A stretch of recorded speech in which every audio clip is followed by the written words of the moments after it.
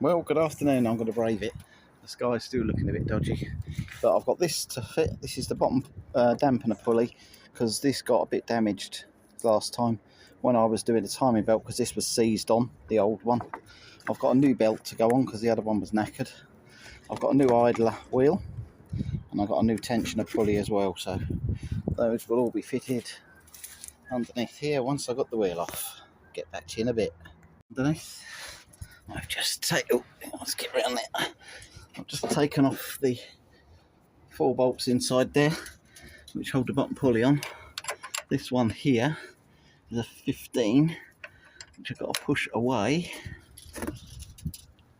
to release the tension on the belt, which I'm going to have to do by putting the camera down. But basically, I'm releasing this. It's a 15mm to take off the auxiliary belt. All right, there we have the bottom pulley off. There's a timing belt that I changed in there. Bottom pulley is off, and that's a direct match. I've took the idler wheel off. This is the new one. And if you listen to the tensioner, hear that roughness? That's probably what all the noise is about, so I'm just about to remove that now, replace it with the new one. Alright, as you can probably hear it,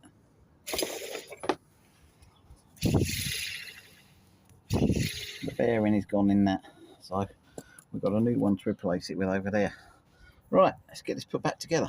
Is new tensioner, new pulley, new belt, and new bottom harmonic dampener. So just got to put the wheel on. Fit that fixing back. Actually, there's a fixing missing there. Look. Just up there. I've noticed there's a fixing, so let's get a screw in that, and then fire her up and see what she sounds like. But I've got a dinky donk on this side. I've got to check actually as well, so I'm going to get a bar under there in a minute.